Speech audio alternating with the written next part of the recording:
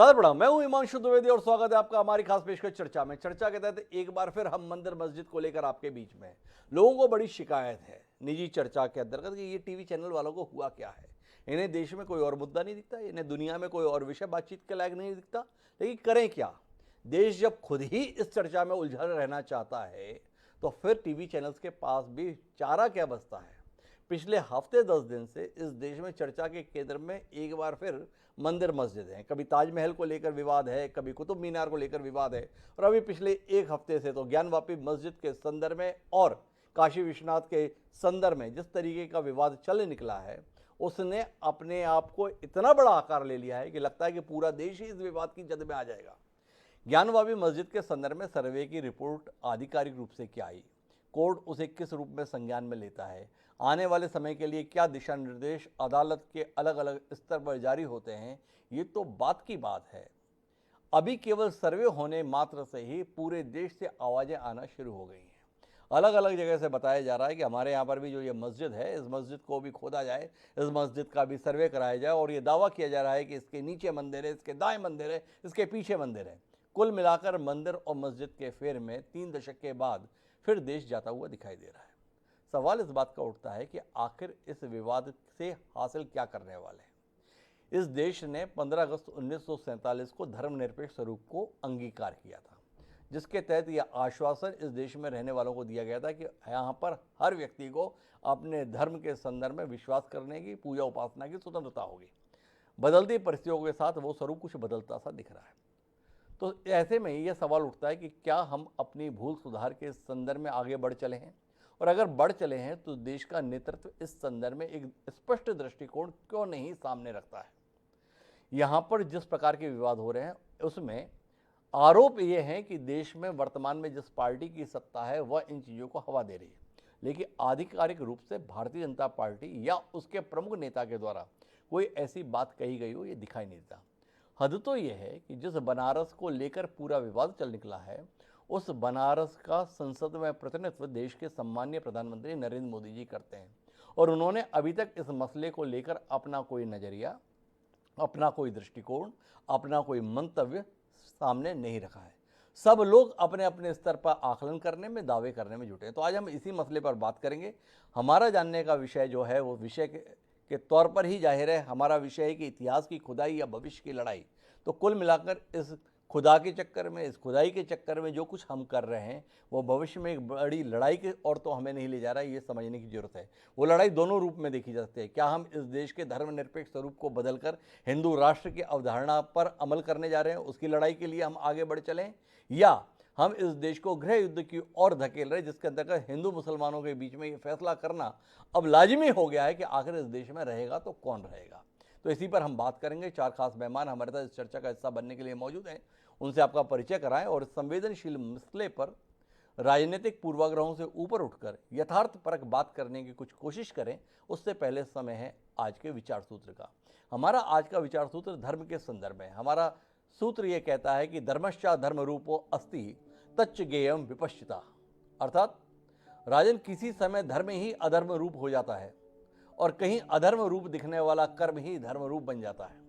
इसलिए विद्वान पुरुष को धर्म और अधर्म का रहस्य अच्छी तरह समझ लेना चाहिए। वेदव्यास जी के द्वारा जो ये कहा गया था, ये विद्वानों के संदर्भ में आग्रह है कि वह धर्म की अपने मनमाने अनुसार व्याख्या करने की चेष्टा न करें, बल्कि समय काल परिस्थिति के अनुसार एक संयम का, एक विद्वता का परिचय दें। क्या वह संयम और विद्वता का परिचय इस समय देश के राजनीतिक दे रहे हैं, इसके संदर्भ में हम विचार करें और इसकी रोशनी में अपनी चर्चा को आगे बढ़ाते हैं, जिसका हिस्सा बनने के लिए हमारे साथ कांग्रेस के मुखर नेता सैफ खान जी जुड़े हुए हैं। हमारे साथ में देश के वरिष्ठ पत्रकार प्रेम कुमार जी भी जुड़ चुके हैं। कुछ और मेहमान भी जब मेरे साथ जुड़ेंगे तो उनसे आपका परिचय कराएंगे, पर चर्चा शुरू करें उससे पहले 2 भारतीय जनता पार्टी के कद्दावर नेताओं के बयान इस कार्यक्रम में साझा करते हैं। एक भारतीय जनता पार्टी के राष्ट्रीय महासचिव हैं कैलाश विजयवर्गीय जी, और दूसरी है मध्य प्रदेश की सरकार में संस्कृति मंत्री का दायित्व निभा रहे उषा ठाकुर जी। वह इन मसलों को लेकर कुछ कह रहे हैं सार्वजनिक रूप पर। हमें सुनना चाहिए और उसके बाद में सैफ खान जी के पास चलना चाहिए, इस नज़रिए की रोशनी में वो क्या सोचते हैं। एक बार सुनते हैं क्या कह रहे हैं कैलाश जी, क्या कह रही हैं उषा जी। देखिए, ऐसा है कि हमें इतिहास के पन्नों को सुधारना पड़ेगा। इतिहास में जिस तरीके से भारतीय सभ्यता संस्कृति को दबाया गया है वो अब अपने आप निखर रही है मोदी जी के आने के बाद। लोगों को पता लगा आज ज्ञानवापी मस्जिद के अंदर वो सारे दस्तावेज मिले हैं जो शिव मंदिर में होना चाहिए। तो मुगलों ने आकर यही किया था, सिर्फ हमारे आत्मसम्मान को ठेस पहुंचाने के लिए हमारी श्रद्धा के केंद्रों पर हमला किया था, और ये उसका जीता जागता उदाहरण है। इसलिए मैं समझता हूँ कि खुद लोगों को बोल देना चाहिए कि हाँ, इतिहास में यह मंदिर था, जिनका मंदिर है उन्हें मंदिर मिलना चाहिए। बच्चों में धार्मिक संस्कार दृढ़ता से, कट्टरता से देना, ये माता बहनों की और परिवारजनों की जिम्मेदारी। और संस्कारों की कट्टरता सीखना हो तो मुसलमानों को अपना आदर्श बनाओ। 5 बार नमाज पढ़ने कोई बुलाता है उनको? बार बार निमंत्रण जाता है रोज कि आओ भैया? नहीं, तय हो गया, जो समय तय है उस पर टोपी धरेंगे। उनका छोटा बच्चा हो, बड़ा बच्चा हो, व्यापारी हो, अधिकारी हो, दुनिया के सब काम छोड़ेंगे और जाके नमाज पढ़ेंगे। और आप और हम, गांव में मंदिर बनाने का तो हमको शौक है, पर आरती में जाने का कोई शौक नहीं। तो ये हमारे साथ में उषा ठाकुर जी थी, ये कैलाश विजयवर्गीय थी। कैलाश विजयवर्गीय जी ने कहा कि जहाँ जहाँ चिन्ह पाए जा रहे हैं मुसलमानों को चाहिए कि वह सौंप दें हिंदुओं को। अब ये मसला केवल एक बाबरी मस्जिद के संदर्भ में नहीं है, ये मसला कोई एक ज्ञानवापी मस्जिद के संदर्भ में भी नहीं है, और ये मसला केवल मथुरा के संदर्भ में कृष्ण जन्मभूमि का भी नहीं है। अगर तथ्यों के आधार पर बात करें तो 1990 में एक किताब आई थी जिसके लेखक थे सीताराम गोयल जी। उस किताब का नाम था Hindu temple what happened to them. 2 खंडों में प्रकाशित हुई। कई लेखक इसके साथ में जुड़े थे सहयोगी के तौर पे। उसमें अरुण शौरी थे, हर्ष नारायण थे, जय दुभाषी थे और राम स्वरूप जी थे। इन्होंने पूरे देश से तकरीबन 1800 मस्जिदों को चिन्हित किया था और ये बताया था कि ये इनका जो अस्तित्व है ये मंदिर की कब्र पर है। मंदिरों को तोड़कर या मंदिरों के अवशेष के ऊपर या मंदिरों के अवशेष से निर्माण किया गया, मस्जिद के रूप में या किसी अन्य स्थान के रूप में। तो इस रोशनी में हम अपनी चर्चा को आगे बढ़ाते हैं, जिसका हिस्सा बनने के लिए हमारे साथ भारतीय जनता पार्टी के वरिष्ठ नेता और पूर्व मंत्री बृजमोहन अग्रवाल जी भी जुड़ गए हैं। लेकिन चर्चा की शुरुआत हम सैफ खान जी से करते हैं और सैफ खान जी से समझने की कोशिश करते हैं। विचार आ रहा है जहाँ जहाँ पर भी हिंदुओं की धार्मिक भावनाएं प्रतीकों के रूप में, चिन्ह के रूप में, साक्ष्य के रूप में, इतिहास के तौर पर पाई जा रही हैं, वो वापस की जाए। सैफ खान जी, आपकी उदारता दांव पर है, कितना उदार होने के लिए तैयार हैं? देखिए, सबसे पहले ये जो बात आपने रखी है कि आज या स्थापना अब जो है जरूरी है, या मुझे लगता है जो अब ये खतरा दिखाया जा रहा है अब इस सरकार के बावजूद के जो है हिंदू खतरे में है, इसकी वजह से ये सब एसेट्स जो है ये वापस उनको मिलने चाहिए। भाई हमारे देश में 80% आबादी जो है हमारे हिंदू बहन भाइयों की जी, 20% माइनॉरिटी की है, 14% मुसलमानों की है। और है कि देश में अगर ऐसे सब्जेक्ट जो हैं वो सिर्फ एक मंदिर या एक मस्जिद की बात नहीं हो रही जी, ये सब्जेक्ट खत्म नहीं होगा जी, ये सब्जेक्ट जान के लाया गया है हमारे देश में, और इसलिए लाया गया है क्योंकि ब्रिटिशर द्वारा 2 फाउंडेशन जो है 2 यूनिट्स बनाई गई थी, जी। एक मुस्लिम लीग, दूसरी आरएसएस। जी, मुस्लिम लीग चली गई पाकिस्तान, देश को और जो है कम कर दिया गया, जी, और हमारे देश में आरएसएस की स्थापना जो है ब्रिटिशर्स के टाइम के ऊपर की हुई। मैं इनसे आज जो हम हिंदू मुस्लिम के ऊपर विवाद देखते हैं, कभी बुर्के पे देखते हैं, जी। कभी मदरसों का फंड रोक दिया जाता है उसके ऊपर देखते हैं, और यही नहीं, सिर्फ मुस्लिम्स की ही नहीं बात कर रहा हूँ, मैं माइनॉरिटी की बात कर रहा हूँ, जी। क्योंकि खुद गवर्नमेंट का विभाग माइनॉरिटी कमीशन ये कहता है, इतनी सारी मल्टीपल रिपोर्ट्स के बाद जो है आज जी। तक भारतीय जनता पार्टी के किसी भी प्रतिनिधि के ऊपर जो है कोई भी एक्शन नहीं उठाया गया, खुद माइनॉरिटी कमीशन ने जी। बोला है। आज देश की आज चाहे पीयू की रिपोर्ट आप उठा के देख लीजिए, जी, आप एसएचआई इंडेक्स उठा के देख लीजिए जो 10 में से 8.9 रैंक पे इस वक्त हमारा देश यानी भारत है। 4th in terms of religion restriction है। एनसीआरबी की रिपोर्ट में 41% बढ़ गया है। हर जगह जो है ये विवाद कम्युनल वॉइस जो है आग लगाई गई है और लगाई जा रही है, जी, धर्म के नाम पे चश्मा पहनाया जा रहा है, और फिर घूम फिर के जो है वो इसलिए किया जा रहा है क्योंकि आरएसएस से जो ये शाखाएं निकली नहीं। मैं तो भारतीय जनता पार्टी के भी मंत्री जी साथ में, मैं जी। उनसे जानना चाहूंगा कि जिन जिन जिन नेताओं को वो फॉलो करते हैं उनका सामने नाम लेके आए ना, बोले गॉड से जिंदाबाद जो है, महात्मा गांधी जी के कातिल, बोले गुरु गोलवालकर जो थे जी मंच ऑफ थॉट्स, उनकी जो किताब है वो पूरी देशवासियों को पढ़नी चाहिए, जिसमें झंडा, देश का झंडा मानते नहीं थे, बोले वीर सावरकर का नाम लेके बोले जय वीर सावरकर, जय गुरु गोलवालकर जो है, जो देश में झंडा मानते नहीं थे और ब्रिटिशर्स के साथ में थे जी। मगर क्या है कि जब तक ऐसी राजनीतिक पार्टियों को एक मुद्दा यानी धर्म के रिलेटेड वो नहीं लेके आया, मैं आपको याद दिलाना चाहता हूं, खुद अयोध्या में बहुत सारे जो मंदिर हैं उसको डिमोलिश करने के ऑर्डर्स खुद स्टेट सरकार ने निकाले जी। यही वो सरकार थी भारतीय जनता पार्टी जो है, जब ऑर्डिनेंस पास हुआ था, ऑर्डिनेंस के लिए जब कांग्रेस लेके आई थी अयोध्या में मंदिर बनवाने के लिए, तो एस एस भंडारी और खुद भारतीय जनता पार्टी थे उसको रोकने के लिए, नहीं चाहते थे बने जी। अभी तक आप मुझे बता दीजिए देश में कौन से ऐसे मंदिर के निर्माण जो है भारतीय जनता पार्टी ने कराए। सवाल है, लेकिन मैं थोड़ा सैफ खान जी विषय पर रहना चाहता हूं। जो इस समय देश में माहौल बन रहा है वो माहौल ये बन रहा है कि जहां जहां पर भी ये संभावना है कि ये मस्जिद जो अस्तित्व में आई उसकी बुनियाद में कोई मंदिर दफन है, उस मंदिर को वापस निकालना होगा। आपसे जानना ये चाहता हूं कि आपने ये बताया कि अंग्रेज़ों ने दो संगठन तैयार किए थे, एक मुस्लिम लीग और दूसरा आरएसएस। क्या आप बता रहे हैं कि मुस्लिम लीग अपने लक्ष्य, अपने उद्देश्य को प्राप्त करने में सफल हो गई? उसने एक इस्लामिक राष्ट्र अस्तित्व में ला दिया और वहाँ पे वह कायम है, पर आरएसएस एक नाकाम संगठन साबित हुआ जो हिंदुस्तान को हिंदू राष्ट्र नहीं बना पाया। क्या आपकी बातचीत के मायने इस रूप में समझे कि आप आरएसएस को एक नाकाम संगठन के तौर पर देखते हैं और आपका ये नाकामी के संदर्भ में उल्हाना बाध्य कर रहा है इस दिशा में आगे बढ़ने के लिए ब्रजमोहन जी जैसे लोगों को कि साबित करके दिखाएं कि हम नाकाम नहीं हैं जो आप बता रहे हैं? एक। दूसरा, आपसे जानना चाहता हूं कि वसीम रिजवी हुआ करते थे मुस्लिम शिया बोर्ड के अध्यक्ष उत्तर प्रदेश के, 2018 में उन्होंने कहा था ऐसे जितने विवादित हैं मुस्लिम समाज को अपनी उदारता के साथ में ये स्थान हिंदुओं को दे देने चाहिए ताकि झगड़ा ना हो। आप उनकी इस उदारता के संदर्भ में क्या नजरिया रखते हैं? दो सवाल हैं, फिर मैं ब्रजमोहन जी के पास चलूंगा। जी सैफ खान जी। जी देखिए, सबसे पहले तो आपने जहां पे अभी धार्मिक की बातें शुरू की, मैंने आपको ये देखिए पीछे में से लेके गया आपको जो है, और जो आप एक सक्सेसफुल ऑर्गेनाइजेशन, 55 देशों में ऑफिस हैं आरएसएस के जी, 55 देशों में साहब, एक देश में नहीं जी। आज भारतीय जनता पार्टी तो एक पॉलिटिकल विंग है आरएसएस का जी, जो 55 साल तक हमारे देश से झंडा नहीं लगाते थे। सबसे बड़े दोगले लोग जो है वो तो यही है जी।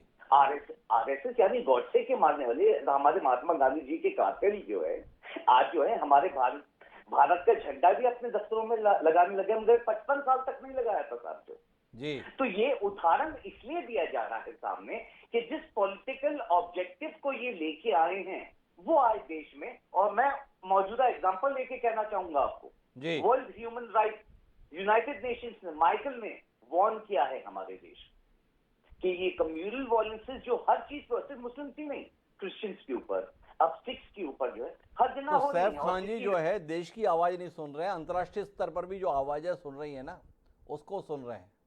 मेरे साथ में ब्रजमोहन अग्रवाल जी हैं। ब्रजमोहन जी से जानना चाहता हूँ, ये आवाज़ें उनके कान में भी जा रही हैं कि दुनिया क्या बोल रही है, देश में क्या चर्चाएं हो रही हैं? लोग जानना चाह रहे हैं कि वास्तविक मुद्दों से आपका ध्यान है नहीं या उसमें सफलताएं आपको मिल नहीं रही, तो आप एक बार फिर देश को मंदिर मस्जिद में उलझा देना चाहते हैं और इसके माध्यम से अपने आप को सत्ता में बनाए रखने के लिए कुछ भी कर झुकने के लिए प्रयत्नशील हैं। बहुत नाराज है ब्रजमोहन जी, आज आपका बयान भी आज आया हुआ है, सलमान खुर्शीद का हवाला देकर आप बड़े मुखर हो रहे हैं। क्या हो गया जो ब्रजमोहन जी को अचानक इतना गुस्सा आया हुआ है? देखिए हिमांशु जी, किसी भी देश की पहचान उसकी संस्कृति से होती है जी, किसी भी देश की पहचान उसके इतिहास से होती है जी, किसी भी देश की पहचान वहां के आस्था के केंद्रों से होती है जी। परंतु हमारे देश के इतिहास को, हमारे देश की संस्कृति को अगर आक्रांताओं ने मिटाने की कोशिश की, आज भी हम कहते हैं, आज भी हमारे देश में हमारे ही लोग आतंकवादी बनते हैं, नक्सलवादी बनते हैं, अपने ही सेनाओं को मारते हैं, अपने ही पुलिस के अधिकारियों को मानते हैं। उसका सबसे बड़ा कारण है कि जो मुगलों ने और अंग्रेजों ने हमारे गौरवशाली इतिहास को समाप्त किया और समाप्त करने के कारण लोगों के मन में जो देश के प्रति समर्पण की भावना पैदा होनी चाहिए वो पैदा नहीं हुआ जी। और जो द्विराष्ट्र के सिद्धांत के ऊपर पाकिस्तान बना दिया गया, एक तरफ हिंदुस्तान बना दिया गया, और उसके बाद भी भारत में आज जो आतंकवादी गतिविधियां चलती है, जो आपराधिक गतिविधियां चलती है, उनको करने वाले लोग कौन हैं? और आज की जरूरत यह है कि अगर देश को एक रखना है तो देश की आस्थाओं को सुरक्षित करना पड़ेगा, देश की संस्कृति को सुरक्षित रखना पड़ेगा, देश का जो गौरवशाली इतिहास है वो पूरे देश को बताना पड़ेगा। आज तक जो अंग्रेजों ने इतिहास हमको पढ़ाया, जो मुगलों ने हमको इतिहास पढ़ाया, वही हमारी टेक्स्ट बुकों में, वही हमारी किताबों में, वही हमारे बच्चों को, और देश के गौरवशाली इतिहास को पुनर्जीवित करने की कोशिश, देश के लोगों में स्वाभिमान की भावना जागृत करने की कोशिश, देश की संस्कृति को फिर से नए परिवेश में और पुनर्जीवित करने की जो कोशिश है, उससे कुछ लोगों के पेट में दर्द हो रहा है, कुछ लोगों को तकलीफ हो रही है। अगर देश की आस्था के केंद्रों को पुनर्जीवित किया जा रहा है, देश की संस्कृति को पुनर्जीवित किया जा रहा है, देश के इतिहास को लोगों के सामने लाया जा रहा है, तो उसका तो स्वागत करना चाहिए। सलमान खुर्शीद साहब ने स्वयं ने कहा है कि काशी विश्वनाथ हिंदुओं के आस्था का केंद्र रहा है और सोनिया जी चुप रही। अभी ज्ञानव्यापी के मामले में मैं तो नहीं बोल रहा हूं, बीजेपी तो नहीं बोल रही है, वहां पर तो सर्वे की टीम जाकर कोर्ट के आदेश पर वो जिन बातों को बता रही है उसको झुठलाने की कोशिश की जा रही है। कांग्रेस पार्टी को अपना रवैया इसमें सामने लाना चाहिए कि कांग्रेस की क्या सोच है, देश का जो इतिहास है वो सामने आना चाहिए कि नहीं, देश की संस्कृति जो है जिसको नष्ट करने की कोशिश की गई वो पुनर्जीवित होना चाहिए कि नहीं, देश के जो आस्था के केंद्र हैं, जो देश के पुनर्जागरण के केंद्र हैं, जनजागरण के केंद्र हैं, देश के एकात्मकता के केंद्र हैं, उन केंद्रों को फिर से रिवाइव होना चाहिए कि नहीं। कांग्रेस को अपनी नीति इसके बारे में बताना चाहिए। बड़े तो इसके महत्वपूर्ण बारे में सवाल है ब्रजमोहन जी, थोड़ा मैं आपसे समझना चाहता हूं, आपने जो मुद्दे उठाए हैं, ये जो देश की गौरवशाली इतिहास का उन्नयन होना चाहिए कि नहीं, पुनर्स्थापित होना चाहिए कि नहीं, अरुण शौरी जी जिसमें सहयोगी थे 1800 स्थान है, तो क्या ब्रजमोहन जी इस बात के हामी हैं कि उन 1800 मस्जिदों को खोद देना चाहिए और उनकी नींव पर नए हिंदू मंदिरों का निर्माण होना चाहिए? इससे देश का खोया हुआ गौरव आ जाएगा। 80 करोड़ लोगों को आप 2 वक्त का राशन, एक महामारी आती है तो देने के लिए मजबूर हो गए, वो गरीबी इस एक काम से दूर हो जाएगी। इस देश में आधी आबादी निरक्षर है, उस निरक्षरता को आप इन मंदिरों के निर्माण के साथ में स्थापित कर देंगे। और तीसरा सवाल ये है ब्रजमोहन जी, आपने कहा कि गौरवशाली इतिहास पढ़ाया नहीं गया, ये बिना पढ़ाए हुए हम चंद्रगुप्त मौर्य, समुद्रगुप्त, महाराणा प्रताप, रणजीत सिंह, इन सबको जान कैसे गए जब पढ़ाया नहीं गया? ये जानने में मेरी दिलचस्पी, ये नाम हमारे जहन में बस कैसे गए? जैसे हिमांशु जी, ये तो आप गिनतियों पर गिनाने वाले नाम हैं जी। आज सुभाष चंद्र बोस को लोग क्यों नहीं जानते, आज तात्या टोपे जी को क्यों नहीं जानते, आज लोकमान्य तिलक को लोग अच्छे तरीके से क्यों नहीं जानते? आज हमारे आजादी के इतिहास के, या अगर हमारे 5000 सालों के इतिहास को देखेंगे तो ऐसे 1 करोड़ से ज्यादा लोग रहे हैं जो लोगों के जिजीविका के केंद्र रहे हैं, लोगों की आस्था के केंद्र रहे हैं। उन सब लोगों को मिटा दिया गया, जिन लोगों को, कुछ गिने चुने लोगों को लोग नाम ना जानते हैं। अगर उन सब लोगों को सामने लाया जाएगा, आप ये मान लीजिए कि जो अपने इतिहास को, जो कौम भूल जाती है, जो अपने गौरवशाली बुजुर्गों को भूल जाती है, उनमें कभी स्वाभिमान की भावना पैदा नहीं होती। जिस दिन देश के लोगों में आत्म स्वाभिमान की भावना पैदा हो जाएगी, लोग कड़ी मेहनत करने लगेंगे, उस दिन यहाँ पर लोगों के भूखमरी की समस्या भी समाधान हो जाएगी। जिस दिन देशभक्ति पैदा हो जाएगी, हर वर्ग को जो जिम्मेदारी है वो पूरी ताकत के साथ में पैदा करेगा। अगर अनाज पैदा करने वाला अनाज पैदा करेगा, अगर कारखाना चलाने वाला लोगों के लिए उपकरण बनाएगा, अगर जिनको शिक्षा की जिम्मेदारी है, आज शिक्षा की जिम्मेदारियां अगर वो ठीक तरीके से निर्वहन करेगा, तो मुझे लगता है हमारे देश का ताना बाना, अगर आपने भी पुराना इतिहास पढ़ा होगा, तो समाज पूरे देश को चलाता था। हर गांव सेल्फ सस्टेन्ड होता था, हर गांव में लोहार भी होता था, मोची भी होता था, वहां पर तेल निकालने वाला तेली भी होता था, और वहां पर कपड़ा बनाने वाला बुनकर भी होता था, और पूरे गांव की व्यवस्था को संभालता था। धीरे धीरे इस हमारी पूरी व्यवस्था को चौपट कर दिया गया, और उसी के कारण ये समस्याएं हैं। और जो सरकार लंबे समय तक आजादी के बाद जिन्होंने राज किया, उन्होंने लोगों के मन में स्वाभिमान की भावना आत्म स्वाभिमान की भावना, देशभक्ति की भावना पैदा नहीं की। उन्होंने खाली फिरकों में बांटकर वोट की राजनीति की, और वोट की राजनीति के कारण यह सब स्थिति पैदा हुई है। अगर सब लोग सही बातों को मानने के लिए तैयार हो जाएंगे तो मुझे लगता है यह स्थिति सुधर जाएगी। आज वोट की राजनीति को छोड़कर हम इस देश के गौरवशाली इतिहास को पुनर्स्थापित करने का काम करेंगे। तो जो आप शिक्षा की बात कर रहे हैं, जो आप लोगों के भुखमरी की बात कर रहे हैं, उन समस्याओं का भी समाधान हो सकता है। सबसे पहले तो हम जिस वंश के हैं, हम जिस देश के हैं, हम जिस धरती पर पैदा हुए हैं, उसका गौरवशाली इतिहास, कभी यह सोने की चिड़िया रही है, कभी यहाँ पर दूध घी की नदियां बहती थी, कभी यहाँ के उद्योगों से पूरे विश्व में व्यापार होता था। आज वो सब कहाँ चला गया? उसी को पुनर्स्थापित करने की कोशिश है। तो बाकी लोगों को तकलीफ हो रही है। हिंदुस्तान की बात ये नहीं करते, अंतर्राष्ट्रीय बात करते हैं। हिंदुस्तान की बात करें, हिंदुस्तान के गौरवशाली इतिहास की बात करें। मेरे तो साथ मुझे में लगता है सैयद जावेद खान जी भी जुड़ गए हैं, जो मुस्लिम स्कॉलर है। सैयद खान जी भी हस्तक्षेप करने जा रहे हैं, लेकिन मैं थोड़ा सा ब्रजमोहन जी से और विस्तार लेना चाहता हूं। मेरी जिज्ञासा ब्रजमोहन जी के साथ में अभी खत्म नहीं हुई है, दर्शकों की भी नहीं हुई होगी। ब्रजमोहन जी, आप बता रहे हैं, लेकिन आपने इसका जवाब नहीं दिया कि आखिर ये जो गौरवशाली है कितने की ऊपर हो जाएगा स्थापित। पहले बताया था राम मंदिर बने उससे हो जाएगा, अब आप बता रहे हैं कि नहीं और की जरूरत पड़ेगी। तो क्या काशी से हो जाएगा, या मथुरा से बात बन जाएगी, या 1800 स्थान चिन्हित हैं वो सब अगर आप मंदिरों में तब्दील कर देंगे तो हो जाएगा? और या फिर मेरा आपसे सवाल है कि आप ये मंदिरों और मस्जिद के चक्कर में क्यों पड़ रहे हैं? आप सीधे इतिहास पे दृष्टिपात कीजिए ना। आप तो वैसे ही मानते हैं, आपकी मान्यता है कि जितने भी यहाँ पर रहने वाले मुसलमान हैं उन सबके पूर्वज हिंदू थे। तो अभियान इसमें क्यों ना चलाया जाए कि जितने मुसलमान हैं सबको हिंदू बनाकर दम लेंगे? ये मंदिरों का खेल ही खत्म हो जाएगा जब सारे हिंदू हो जाएंगे। थोड़ा अभियान इस दिशा में चलाने के संदर्भ में आप नहीं सोचते ब्रजमोहन जी?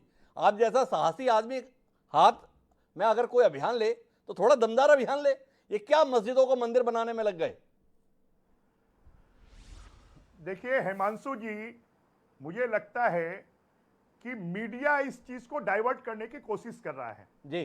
जो आस्था के केंद्र हैं, चाहे कृष्ण जन्मभूमि हो, चाहे काशी विश्वनाथ हो, या फिर अयोध्या हो, जो आस्था के केंद्र हैं उनके बारे में चर्चा की जा रही है।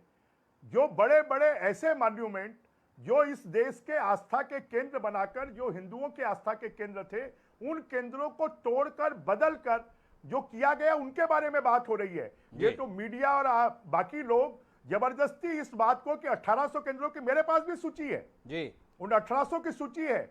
अभी तो 1800 की बात नहीं हो रही है, अभी तो इस देश के 4, 6, 8, 10 केंद्रों की बात हो रही है।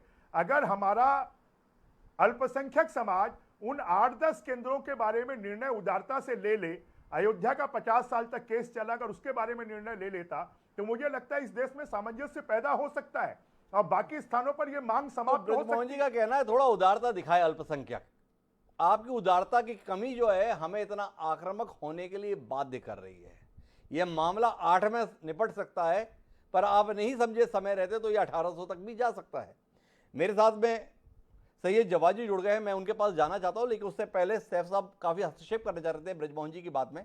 एक बार संक्षिप्त में उनका हस्तक्षेप लेते हैं, क्या कुछ उनकी आपत्तियां हैं ब्रजमोहन जी की मुखरता के संदर्भ में, ब्रजमोहन जी की बेबाक बयानी के संदर्भ में। एक बार उसे सुन लेते हैं। जी साहब जी, क्या एतराज है आपको ब्रजमोहन जी से? नहीं, मैं इनकी बात को जो और आगे बढ़ाते हुए इनसे ही कुछ जो इन्हीं की बातों का सवाल रखना चाहता हूँ जी। अभी आस्थाओं की जगहों की बात कर रहे थे जी। कांग्रेस की बात करते हैं। लक्ष्मण झूला जो है कांग्रेस के टेलीविजन में बना। सर सबसे बड़ा मंदिर जो है रामायण मंदिर जो है वो 2012 के करीब जो है स्टैब्लिश हुआ, वो भी कांग्रेस की सरकार में। जी।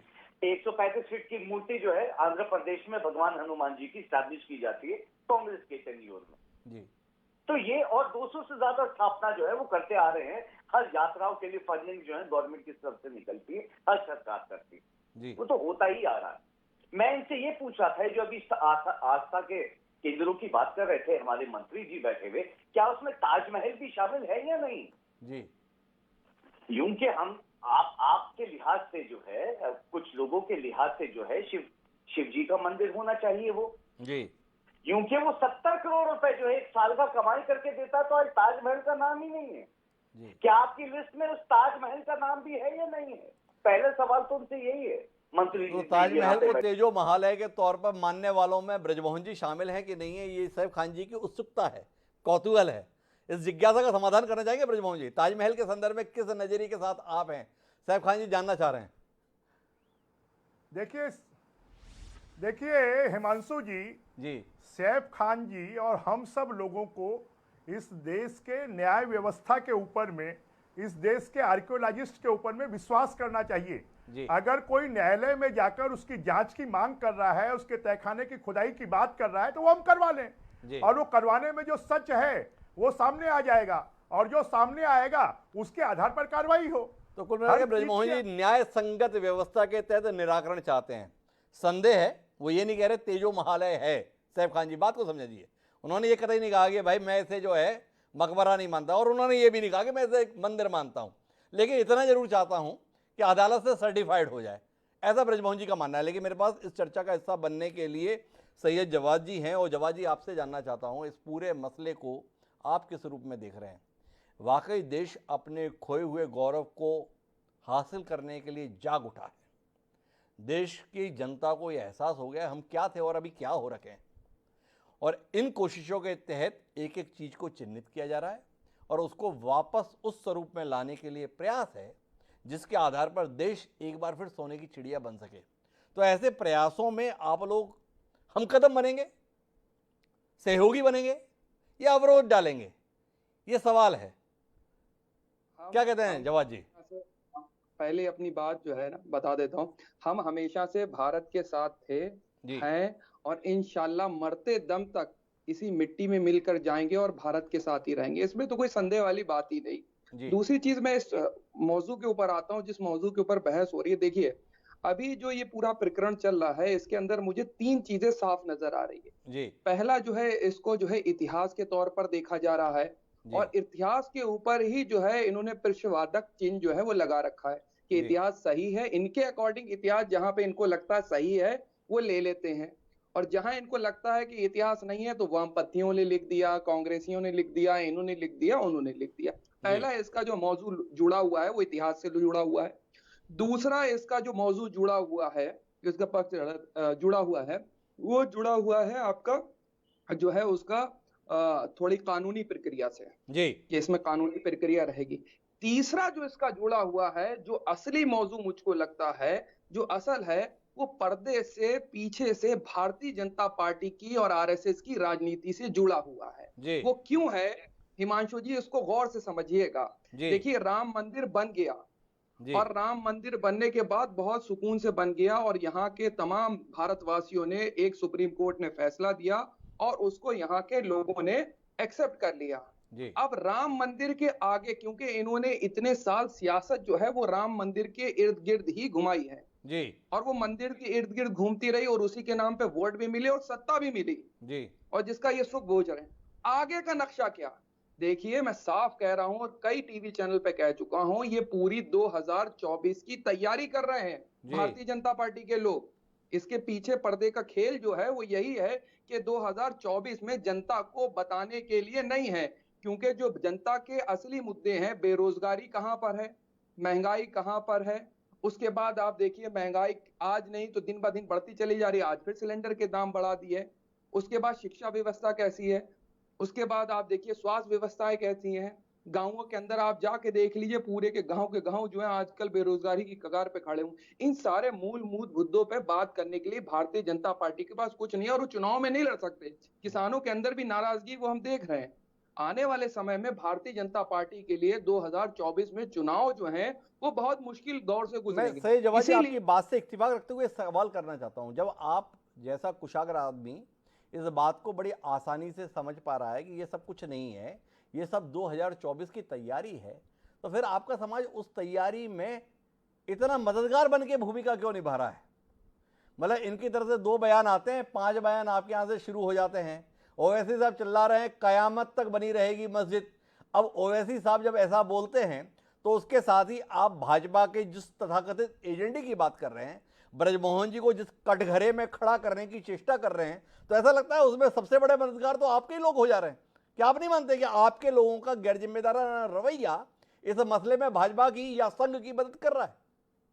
देखिए मैं आप इतने बड़े वरिष्ठ पत्रकार हैं और मुझे बड़ी खुशी होती है कि आप बहुत निष्पक्ष तरीके से जो है अपनी पत्रकारिता को और बड़े ही खूबसूरत अंदाज में जो आपकी अल्फाजों की अदायगी है साहब, मैं उस चीज का कायल भी हूँ। जी देखिए क्या है, मैं कई बार भी इस चीज को कहता हूँ, असदुद्दीन ओवैसी साहब या AIMIM जी एक लौती मुसलमानों की पार्टी या एक अकेले मुसलमानों के लीडर हिंदुस्तान में नहीं है।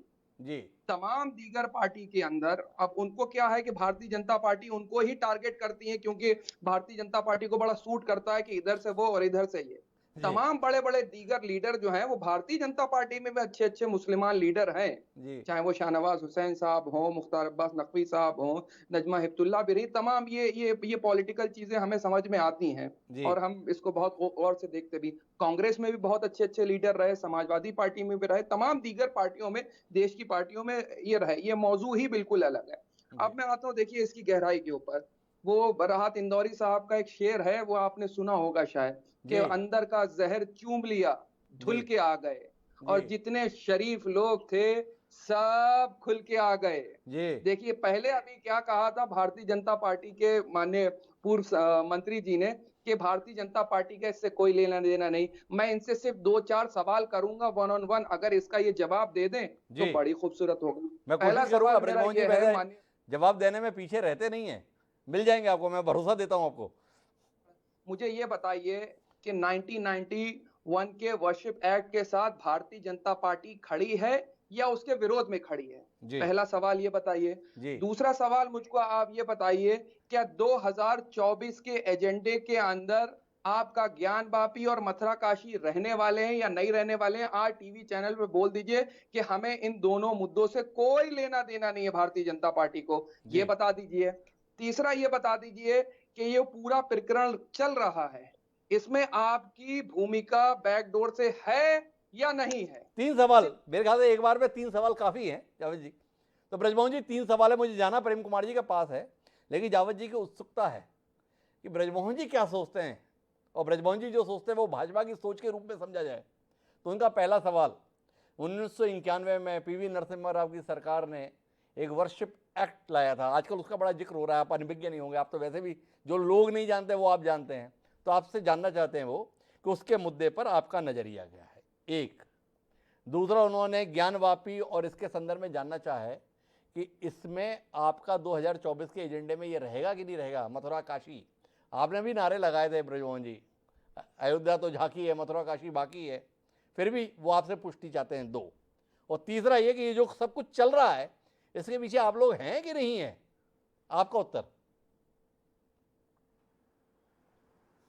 जी ब्रजमोहन जी। देखिए 1991 में जी नरसिम्हा राव जी ने जो वर्शिप एक्ट लाया उसका कारण ही यह था कि पूरे देश में एक नाराजगी बढ़ रही थी जी कि जो हिंदुओं के आस्था के केंद्र हैं उनको समाप्त किया गया है और जी। उन आस्था के केंद्रों को बहाल किया जाए, और इसलिए कांग्रेस ने वोट की राजनीति के कारण ये 91 का एक्ट लाया था, और इस एक्ट के खिलाफ ही लोग कोर्ट जा रहे हैं। हम तो न्यायालय के जो निर्णय होंगे, जो जांच कमेटी, जो एक्सपर्ट कमेटी, जो हमारे जवाब जी थोड़ा रुकिए ना, ब्रजमोहन जी की बात सुन लीजिए पूरा जी, और उसके आधार पर हम चलेंगे, उस पर हम चलेंगे। और दूसरा जो 2024 का चुनाव है जी इसकी हमें आवश्यकता नहीं है। जी भारतीय जनता पार्टी ने तो सांस्कृतिक राष्ट्रवाद को स्वीकार किया है, और सांस्कृतिक राष्ट्रवाद के आधार पर हमको जिस रास्ते पर चलना पड़ेगा उस रास्ते पर हम चलेंगे, उससे हमको कोई रोक नहीं सकता। और ये सांस्कृतिक राष्ट्रवाद आज का नहीं है, ये सांस्कृतिक राष्ट्रवाद जब भारतीय जनसंघ बना था उस समय से सांस्कृतिक राष्ट्रवाद को हमने अपना एजेंडा बनाया है, हमने इसको अपनाया है। और देखिए हमें 2024 में मथुरा काशी या ज्ञानव्यापी को हमारा इशू बनाने की जरूरत नहीं है, वो तो आपके चैनल में जो लोग बैठे हैं वो स्वयं हमारा एजेंडा बना देंगे, हमको इसको बनाने की जरूरत नहीं है। तो कुल मिला के मददगार के तौर पर केवल ओवैसी नहीं है, मददगार के तौर पर सैफ खान जी भी हैं, मददगार के तौर पर सैयद जवाद जी भी हैं, ऐसा ब्रजमोहन जी का कार्यक्रम में दावा है। मैं आपसे उत्तर लेने के लिए आऊँगा, लेकिन मेरे साथ में देश के वरिष्ठ पत्रकार प्रेम कुमार जी जुड़े हुए हैं, अपनी तटस्थ राय ऐसे मसलों पर बहुत खूबसूरती से रखते हैं, तो मैं उनसे बात करना चाहता हूं। और मैं आपसे समझना ये चाहता हूं प्रेम कुमार जी, क्या आपको लगता है कि सब अपनी भूमिका ठीक तरीके से निभा रहे हैं, केवल सरकार किस भूमिका में है, ये समझना मुश्किल हो रहा है। क्या सरकार भूल सुधार चाहती है? क्या सरकार 1947 में जैसा बोलते हैं कि बड़ी गलती देश के संदर्भ में हुई, उसके भूल सुधार के लिए अग्रसर है? और वो भूल सुधार एक मस्जिद, एक मंदिर, दो मंदिर से नहीं, बल्कि इस देश की धार्मिक पहचान को बदलने से ही संभव है। जो धर्मनिरपेक्ष है वो हिंदू राष्ट्र में तब्दील होना चाहिए, इस दिशा में कदम बढ़ रहे हैं, पर सरकार घोषित तौर पर ऐसा नहीं कर रही है। आपका नजरिया इस संदर्भ में? हिमांशु जी, इस पूरे विवाद जो अभी चल रहा है जी, उसमें सरकार प्रत्यक्ष रूप से तो शामिल दिखती नहीं है और कोई भी सरकार ऐसे मामलों में प्रत्यक्ष रूप से शामिल रहती भी नहीं। जी, सरकार का काम तो देश में व्यवस्था बनाना होता है, दूरगामी सोच रखना होता है कि कैसे देश में एकता अखंडता बनी रहे, देश कैसे विकास के रास्ते पर चले और कभी हिंदू मुस्लिम इस तरह के वाकयात न हो, तो सहिष्णुता बनी रहे, आपसी सद्भाव बना रहे। ये हर सरकार का काम होता है। सरकार इसी मकसद के साथ संभवतः 1991 में जो एक्ट आया था, जो उपासना स्थल का एक्ट, कि 1947 के बाद जो न तो मंदिर को मस्जिद में, न तो मस्जिद को मंदिर में बदला जा सकेगा, मैं बोलचाल की भाषा में बोल रहा हूँ, ये वही भावना रही। लेकिन आज भारतीय जनता पार्टी भी, जो कभी अयोध्या आंदोलन कर चुकी, उन्होंने वो डायरेक्ट काशी मथुरा के मुद्दे पर खुलकर जुड़कर सामने नहीं आ रही है कि हम इस मुद्दे को उठाना चाहते, क्योंकि उनका एक कमिटमेंट भी रहा है पहले से कि बस इतना ही हमें अयोध्या चाहिए था उसी पर। और आज भी बीजेपी ऐसे किसी भी मुहिम में डायरेक्ट पार्टी के तौर पर शामिल नहीं है। लेकिन बृजमोहन अग्रवाल जी को मैं सुन रहा था, ये 8-10 जगहों पर बदलाव की आकांक्षा रखते हैं इसके बावजूद, लेकिन बीजेपी का ये घोषित नहीं है कि हम ये आकांक्षा रखते हैं। ये बृजमोहन जी का है जो हमने आज सुना। प्रेम जी, मैं बीच में रोकना चाहता हूं आपके इस आकलन के संदर्भ में। जब विश्व हिंदू परिषद के द्वारा राम मंदिर का संकल्प लिया गया था, तब भी तुरंत भारतीय जनता पार्टी उसका हिस्सा नहीं बनी थी उस अभियान का। जब एक वातावरण का निर्माण विश्व हिंदू परिषद के द्वारा पूरे देश में कर लिया गया था, उसके बाद भारतीय जनता पार्टी खुलकर अपने एजेंडे में राम मंदिर निर्माण को लेकर आई थी, राष्ट्रीय अस्मिता का प्रश्न बनाकर। ब्रजमोहन जी भी अभी जो हमारे साथ कार्यक्रम में बोल रहे हैं कि हम ये मंदिर मस्जिद वाले मसले में नहीं, हम तो सांस्कृतिक राष्ट्रवाद के लिए ही समर्पित हैं।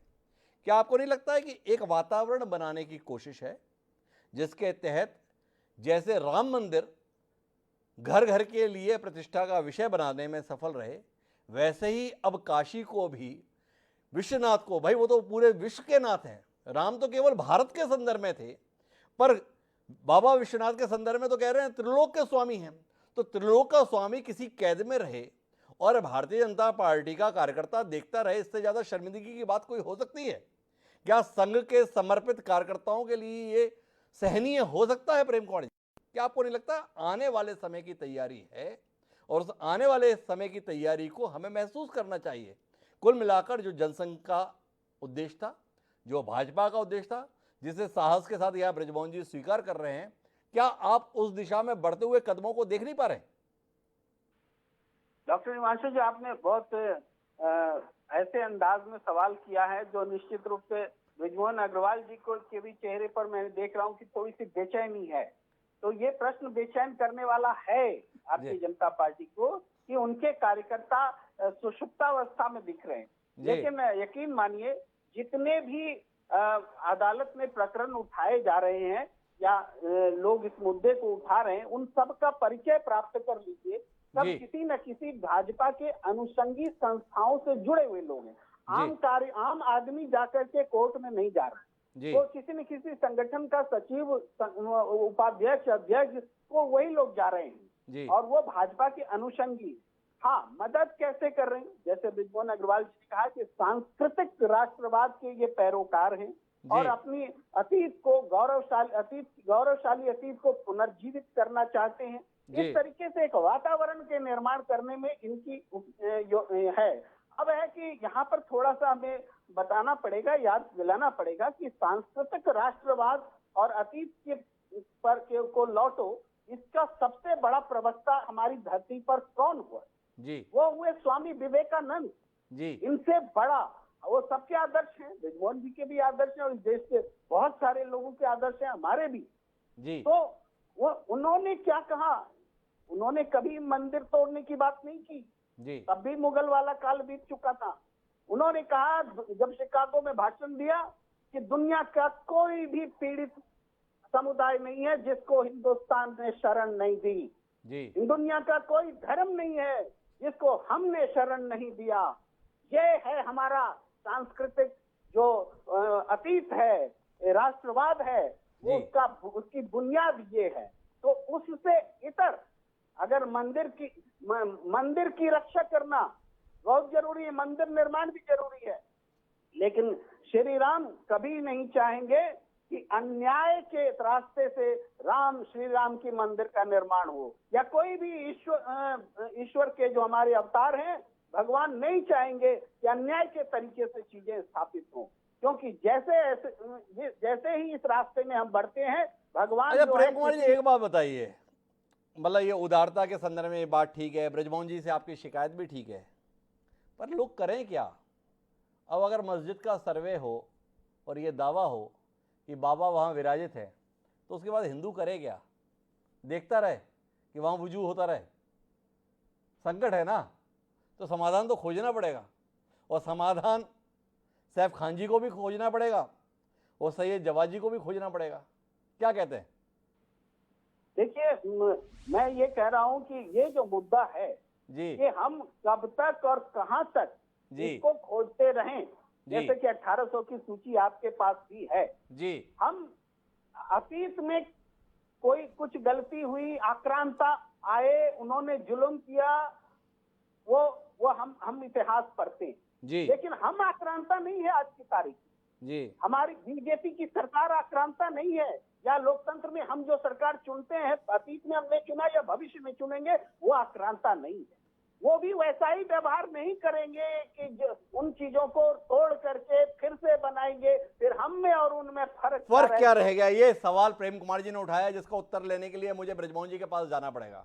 ब्रजमोहन जी, क्या उस न्यायिक व्यवस्था पे पहुंचे? हाथ के बदले हाथ, कान के बदले कान, नाक के बदले नाक और सिर के बदले सिर।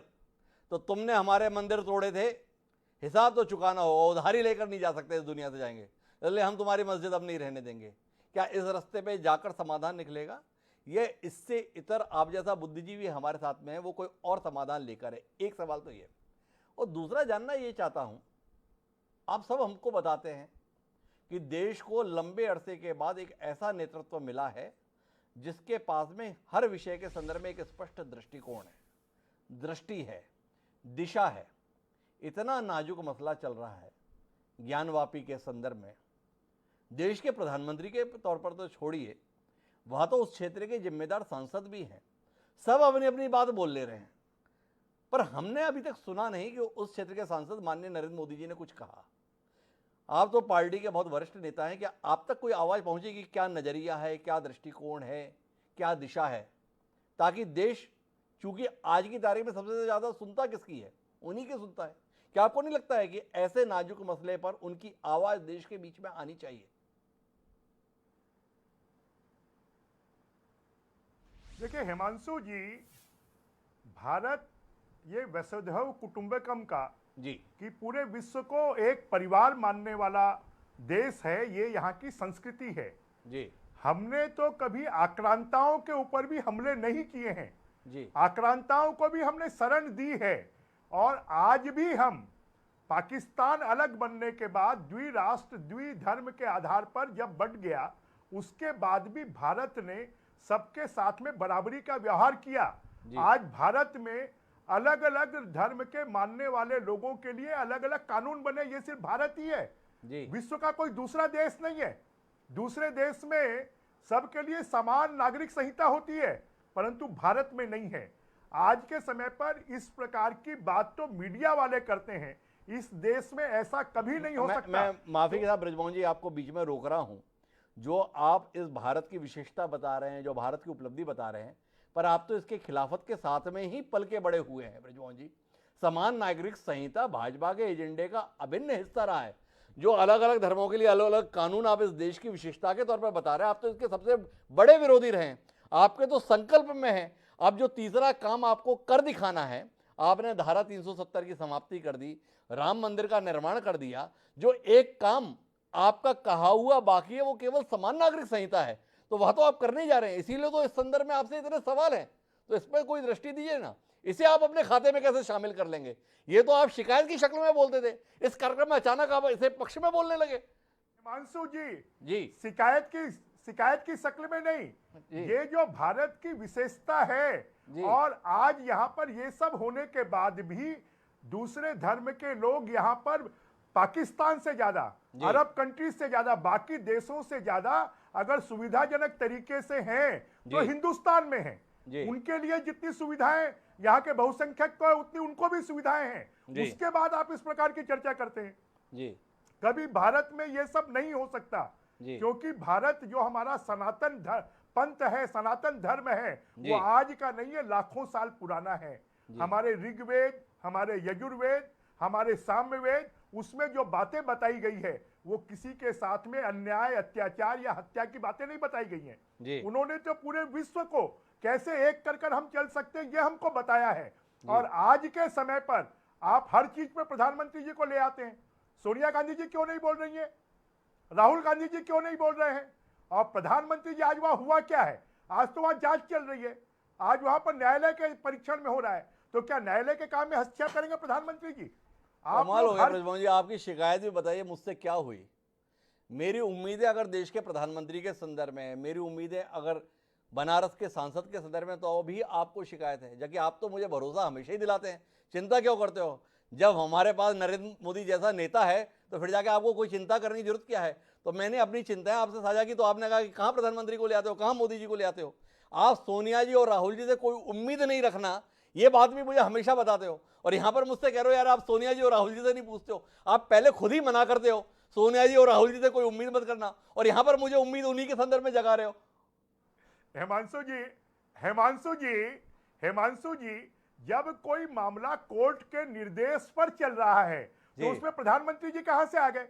न्यायालय देख रहा है, उसके निरीक्षण में चल रहा है। जिस दिन उसका निर्णय आ जाएगा उसके बाद अगर कोई सरकार को करने की आवश्यकता है तो उसके बाद उनका निर्णय आएगा। आज तो मुझे लगता है कि प्रधानमंत्री जी से आपका कुछ कहने की अपेक्षा करना मुझे लगता है बहुत जल्दबाजी है। और इस जल्दबाजी में आज तो हम भी कुछ कहने की स्थिति में नहीं है। आज तो हम तो बहुत छोटे नेता हैं, एक स्टेट के नेता हैं। जब हम कुछ कहने की स्थिति में नहीं है तो प्रधानमंत्री जी कहां से कहेंगे? क्या ब्रजमोहन जी इतनी आसानी से अपने आप को छोटा नेता बता दिए? दिल्ली में प्रचार के लिए आप जाएं, झारखंड में प्रचार के लिए आप जाएं, राजनाथ सिंह जी की कॉन्स्टिट्यूंसी का कामकाज आप संभालें, और हमें यह बताएं हम छोटे से नेता हैं और हम मान लेंगे। पर आपसे सवाल यह है कि चलिए इस मामले पे कोई कुछ ना बोले, पर ये जो लगातार आवेदन आ रहे हैं, एप्लीकेशन आ रही हैं, इस मस्जिद की भी खुदाई करवाओ, इस मस्जिद का भी सर्वे करवाओ, इस मंदिर के संदर्भ में भी पड़ताल कराओ। जब आप जैसा बुद्धिजीवी ये कह रहा है भैया कि अदालत की कार्रवाई चल रही है, चलने दो, तो ये जो मांगे आ रही है इसके संदर्भ में आप जैसा सुशिक्षित जन नेता कुछ तो कहेगा जिससे लोगों को दिशा मिल सके। ऐसी एप्लीकेशन और आनी चाहिए या अभी इस पर कुछ संयम रखना चाहिए? नहीं हिमांशु जी, निश्चित रूप से इसके ऊपर में संयम रखना चाहिए जी। और जो हमारे इस देश के आस्था के केंद्र कुछ गिने चुने स्थान हैं जिनसे पूरे देश के लोगों की आस्था है, ऐसे केंद्रों के बारे में बात है। और मुझे लगता है कि अभी तक ना केंद्र की सरकार ने ना किसी राज्य सरकार ने ऐसे किसी स्थान पर खुदाई के लिए आग्रह किया है। जो भी कुछ अभी तक हुआ है वो न्यायालयों के निर्णय पर हुआ है। और हमारे देश की न्याय व्यवस्था पर हमको विश्वास रखना चाहिए कि वो जो भी निर्णय देगी वो देश हित में देगी, वो समाज के हित में देगी, वो इस देश के सहिष्णुता के हित में देगी, वो इस देश के भाईचारे के हित में देगी। और इसलिए न्यायालयों पर विश्वास रखना चाहिए। आप ये प्रश्न तब उठा सकते थे जब कोई सरकारें इस बात पर कोई निर्णय देती कि हाँ यहाँ की खुदाई होगी, वहां की खुदाई होगी। अयोध्या के मामले में तो पिछले 500 सालों से जी इस देश का बहुसंख्यक समाज मांग करता रहा, परंतु उसके बाद भी न्यायालय के निर्णय के बाद ही वहां प्रभु राम भगवान के मंदिर के निर्माण की शुरुआत हुई है। और इसलिए मुझे लगता है कि आपको भी और बाकी हमारे भाई जान लोगों को भी इतने विचलित होने की जरूरत नहीं है। इस देश में आप भी उतने ही बड़े सम्मान के साथ रहेंगे जितने सम्मान के साथ हम रहते हैं। सबको बराबरी का अधिकार है, सबको बराबरी का सम्मान है। बस बात यह है कि इस देश की आस्था, इस देश की संस्कृति और इस देश के गौरवशाली इतिहास के ऊपर में हम सबको, पूरे 130 करोड़ देशवासियों को विश्वास करना चाहिए। अगर उसको कोई विश्वास नहीं करता है तो वो इस देश के साथ में विश्वासघात होगा। तो ब्रजमोहन जी बजरंग दल की भाषा नहीं बोल रहे, भाजपा होने के नाते भाजपा कार्यकर्ता की भाषा बोल रहे हैं। उनका कहना है 1800 के चक्कर में नहीं पड़ना है, 8000 के चक्कर में भी नहीं पड़ना है, 8-10 का मामला है। अगर उसके संदर्भ में आप लोग थोड़ा उदारता का परिचय दो तो मामला अभी भी संभल सकता है। मेरे साथ में सैफ खान जी भी बोलना चाह रहे हैं और सैयद जवाद भी ये बोलना चाह रहे हैं। सैयद जवाद जी थोड़े देर से जुड़े थे, मैं पहले सैयद जवाद जी के पास जाता हूँ, फिर खान साहब आपके पास आऊँगा। जी जवाद जी, आप कोई हस्तक्षेप करना चाह रहे हैं? माननीय पूर्व मंत्री जी की बात को सुना और उन बातों को सुन करके मुझे थोड़ी सी हैरानी भी हुई। वो ये बार बार आस्था की बात करे जा रहे हैं, आस्था की बात करे जा रहे हैं, आस्था की बात। शायद वो भूल गए कि जब वो संवैधानिक पद पर बैठे हुए थे तो उन्होंने आस्था की बुनियाद पे शपथ नहीं ली होगी, और मुझे पूरा यकीन है कि उन्होंने ईश्वर को साक्षी मान के संविधान की शपथ ली होगी जी। और देश जो है ना सर, वो संविधान से चलेगा, आस्था की बुनियाद पे नहीं चलेगा। अगर हम आस्था की बुनियाद पे चलाएंगे तो साहब 33 करोड़ देवी देवताओं को मानने वाले लोग जो है, हर किसी के अंदर किसी ना किसी की अपनी आस्था होगी और हर कोई जो है एक पिटीशन लेकर के हाई कोर्ट, सिविल कोर्ट और सुप्रीम कोर्ट पहुंचा खड़ा हुआ नजर आएगा अगर हम आस्था की बुनियाद पे चलेंगे। और आस्था सिर्फ जो है एक मेजोटेरियन पॉलिटिक्स के ऊपर नहीं चलेगी। यहाँ पे बौद्ध को भी मानने वाले लोग हैं, बौद्ध के भी बहुत से मंदिर तोड़े गए। वो मैं उस हिस्ट्री में नहीं जाने वाला हूँ क्योंकि सर थोड़ा बहुत मैं भी पढ़ करके आता हूँ और पढ़ करके जो समझ पाया उसी की बुनियाद पे सर आपको बता रहा हूँ। रीजन क्या है, जब अगर आप आस्था की बुनियाद पे देश लेकर के चलेंगे तो देश को आप जो है गर्क के अंदर डाल देंगे। क्योंकि हिंदुस्तान जो है सर, आप इस चीज को समझिएगा, खाली एक भारत जो है वो कश्मीर से लेकर के कन्याकुमारी तक जो है वो खाली जमीन नहीं है। इसमें 556 रियासतों को जोड़ करके, मिला करके, जिसमें तमाम भाषाओं को मानने वाले, मेरा एक सवाल है विनम्रता के साथ बीच में, ये तमाम रियासतों को जोड़कर, ये तमाम लोगों को अलग अलग तरीके से शामिल करके तो पाकिस्तान भी बना था। वो एक इस्लामिक राष्ट्र बन भी गया, चल भी जा रहा है। तो आप भारत को इतना क्यों डरा दोगे? भारत नहीं बन सकता। इसी से का एक हिस्सा एक इस्लामिक राष्ट्र में तब्दील हो गया, वो चल गया। और भारत के संदर्भ में अगर कुछ लोग इस राय के साथ में है कि वो हिंदू राष्ट्र बने, तो आपको लगता है ये नहीं हो सकता? थोड़ा जाति नहीं है? नहीं सर, जाति की बात इसलिए देखिए, हमारे जो समझदार लोग थे जी, जो पंडित जवाहरलाल नेहरू थे जी, उसके बाद आपके भीमराव अंबेडकर साहब थे जी, उसके बाद आपके जो है तमाम ऐसे दीगर लीडरान थे। अब मैं लंबी लिस्ट लेकर के बैठूं तो आपको बताओ भी, वो हमसे और आपसे ज्यादा दानिश्वर लोग थे सर जी। वो उस जमाने के वो स्कॉलर थे, उस जमाने में के वो बैरिस्टर थे, जब उस जमाने में खाली लोग हाई स्कूल और 9th भी नहीं पास हो पाते थे और सरकारी नौकरियां मिल जाती थी। उस जमाने के वो लोग बैरिस्टर थे। तो उनको और हमको और आपसे ज्यादा दुनिया मालूम थी। उनकी सोच, उनकी आइडियोलॉजी, आप अगर पाकिस्तान को देखेंगे, उस बेकार मुल्क को देखेंगे, उसकी हालत देखिए क्या है सर। धर्म के आधार पर, कट्टरता के आधार पर जहां कहीं पर भी देश चल रहे हैं, उनकी हालत देख लीजिए 47 के बाद जो आजाद हुए। तो जवाद खान साहब एक यथार्थपरक बात कह रहे हैं कि अगर आप धार्मिक कट्टरता के तहत बढ़ते हैं तो आप किस बदहाली को हासिल करते हैं, अगर जानना है तो वो पाकिस्तान की हालत से जान लीजिए। क्या आप उस स्थिति में पहुंचना चाहते हैं? सैयद जवाद जी मुझे ये भी बता रहे हैं कि जो पंडित जवाहरलाल नेहरू थे, जो भीमराव अंबेडकर थे, वो मुझसे ज़्यादा जानकार थे। मुझे तो इस विषय में कोई गफलत नहीं है, मैं तो मानता ही हूँ, मैं तो उनके पैरों की धूल के बराबर भी नहीं हूँ। लेकिन इस समय देश में जिनकी हुकूमत है वो अंबेडकर जी पे तो कोई प्रहार नहीं करते हैं, पर बाकी सब लोगों के संदर्भ में यही मानते हैं जवाद जी, मानिएगा कि उन लोगों को कुछ ज़्यादा आता वाता नहीं था। इस देश की बर्बादी के लिए जो नाम आप गिना रहे थे उन लोगों को जिम्मेदार बताया जाता है। मेरे साथ में सैफ खान जी हैं, इसको विस्तार देने की कोशिश करता हूँ। कुल मिलाकर समाधान की ओर तो पहुँचना ही पड़ेगा सैफ खान साहब। दिशा कहाँ जा रही है वो आप भी महसूस कर पा रहे हैं। क्या आपको नहीं लगता है कि इस समय मुस्लिम समुदाय से जुड़े हुए लोगों को एक अतिरिक्त सजगता का, अतिरिक्त संवेदनशीलता का, अतिरिक्त सहृदयता का परिचय देने की जरूरत है, नहीं तो हालात वाकई बिगड़ेंगे। तो मैं आपकी इस बात का जो है जवाब देता हूं, मगर उससे पहले जो जी। हमारे पूर्व मंत्री जी जो यहाँ पे बैठे हुए हैं, जी जो सवाल उनसे पूछे थे कि आप अपने आरएसएस से जुड़ा हुआ तो बताया पार्टी के मंत्री जी ने जो है, जी मगर ये नहीं बताया वो किसकी जो है कि किसको पूछते हैं, गॉड से कोई जिसको जो महात्मा गांधी जी के कातिल है, आरएसएस के गुरु गोलवालकर जी को, या फिर जो है सावरकर को, उनका नाम नहीं लिया जो है आपके चैनल पे। मैंने फिर पूछा ताजमहल के बारे में, क्या ताजमहल का आपने कुछ हुआ, ताजमहल पे भी कोई जवाब नहीं दिया। नहीं, उन्होंने जवाब दिया, माफ कीजिएगा सैफ खान जी, उन्होंने इस पर जवाब दिया कि अदालत के स्तर पर उसका परीक्षण करा लिया जाए। आज की तारीख में वो कुछ कहने की स्थिति में नहीं है। कुछ लोगों को संदेह है कि वो मंदिर था, तो हो जाने दो जांच, क्या बुराई है, ये नजरिया उनका। चाहिए इन्वेस्टिगेशन या नहीं, यार लगता है मुझे नहीं सुनाई दिया, शायद अभी पूर्व मंत्री जी उस पर और क्लियर बता देंगे हाँ या ना पे, क्योंकि शायद वो जवाब मेरे तक नहीं पहुंचा है। मैं इनकी आस्था के ऊपर जो है बड़ा हैरानगी होती है साहब, जो है मुझे कैसी आस्था है साहब, जो गणेश भगवान जी को प्लास्टिक सर्जरी का एग्जाम्पल बोलते हैं, और वो भी हमारे प्रधानमंत्री जी। ये कैसी आस्था है जो भगवान हनुमान जी को एक जाति और वर्ग के साथ जोड़ा जाता है।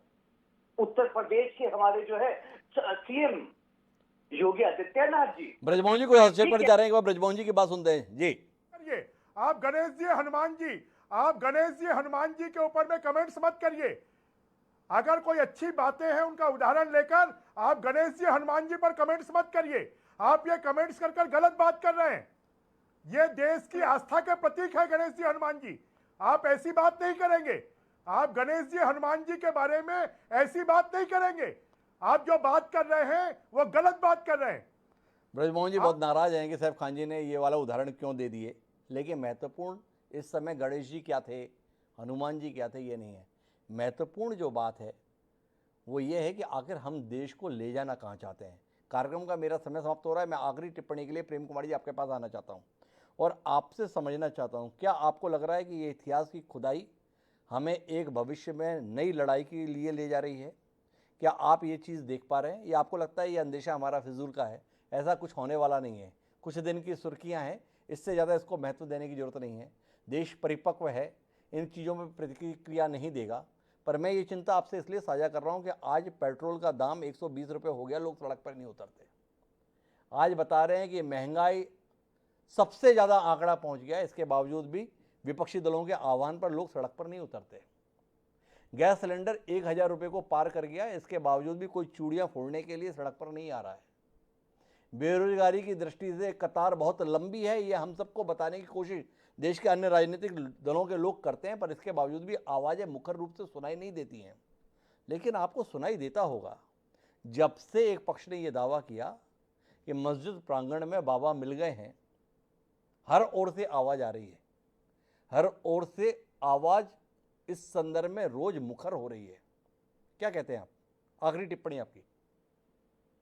निश्चित रूप से डॉक्टर हिमांशु जी, अभी बहुत गंभीरता के साथ ये योजना बना करके अचानक से ये स्थिति पैदा की गई है कि हर शहर में ये विवाद जो है, इस किस्म के विवाद पैदा हो, और ऐसा होने दिया जा रहा है जी। देश के जिम्मेदार लोग जो समझते हैं कि पूरी देश की जनता पर उनकी पकड़ है, वो खामोशी से तमाशा देख रहे हैं। एक्चुअली वो तमाशा नहीं देख रहे हैं, वो वास्तव में उसको करने में वो शामिल है, होने देने में उनकी इच्छा है।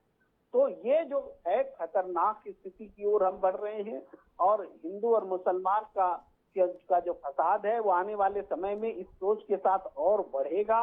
और हमारी जो प्राथमिकताएं जो आपने गिनाई, जिसमें हम हंगर इंडेक्स में पीछे रहते हैं, बेरोजगारी में सबसे आगे रहते हैं, उसी तरीके से दूसरे पैमानों पर पिछड़ रहे हैं, उनसे हमारी चिंता को अलग करके एक ऐसी दिशा में हम बढ़ने जा रहे हैं जो निश्चित रूप से श्रीलंका बना देगा इस देश को। ये बहुत खतरनाक। प्रेम कुमार जी राहुल गांधी की टिप्पणी के साथ खड़े हो गए हैं, लेकिन हम अपने स्तर पर यह महसूस करते हैं इस पूरे मसले के संदर्भ में कि ये विषय काफ़ी संवेदनशील हो गया है।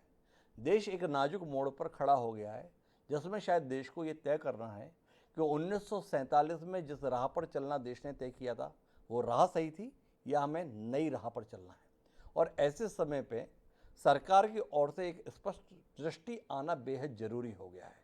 ब्रजमोहन जी भले ही कहें कि हमें कानूनी तौर पर फैसलों का इंतजार करना चाहिए, लेकिन हुकूमतें कानूनी फैसलों का इंतजार नहीं करती, और कानूनी फैसले आ भी जाएं तो जनता की ज़रूरतों के आधार पर या अपनी सियासी ज़रूरतों के आधार पर उन फैसलों को बदल भी देती हैं, चाहे वो शाहबानों के संदर्भ में हो और चाहे वो अनुसूचित जाति जनजाति के संदर्भ में हो। उन फैसलों को बदलते हुए हमने प्रत्यक्ष देखा है। उम्मीद करते हैं इस नाजुक मसले के संदर्भ में एक स्पष्ट दृष्टि के साथ देश की मजबूत सरकार अपना नज़रिया जल्द सार्वजनिक करेगी, ताकि जो कहा गया है कि जो भी हो फैसला वो खुलेआम होना चाहिए। तो समय आ गया है जब देश कहाँ जाएगा ये बात खुलेआम हुक्मरानों के द्वारा सार्वजनिक की जानी चाहिए। क्या हुक्मरान ऐसा करेंगे, ये जानने में हमारी दिलचस्पी है। लेकिन आप चारों मेहमानों का बहुत बहुत धन्यवाद इस गंभीर चर्चा का हिस्सा बनने के लिए। समय है अब आज के शेर का। जिस प्रकार की चिंताएं आने वाले वक्त के लिए इस कार्यक्रम में साझा हुई हैं, उसी को व्यक्त करता हुआ आज का ये शेर जो ये कहता है कि इतनी कम उम्री में लड़ना सीख गए, कि इतनी कम उम्री में लड़ना सीख गए, खून खराबा जहर उगलना सीख गए, कब चिड़िया के बच्चे उड़ना सीखेंगे, कब चिड़िया के बच्चे उड़ना सीखेंगे, सांप के बच्चे पेड़ पे चढ़ना सीख गए। मैशर आफरीदी ने जो ये शेर कहा था, इसको समझने की कोशिश हम में से हर एक को करनी चाहिए। समझेंगे तो उसी अनुसार अपने कदम भी उठा लेंगे। तो बहरहाल अब मुझे दीजिए इजाजत, कल फिर मिलते हैं नए विषय के साथ। तब तक के लिए सलाम।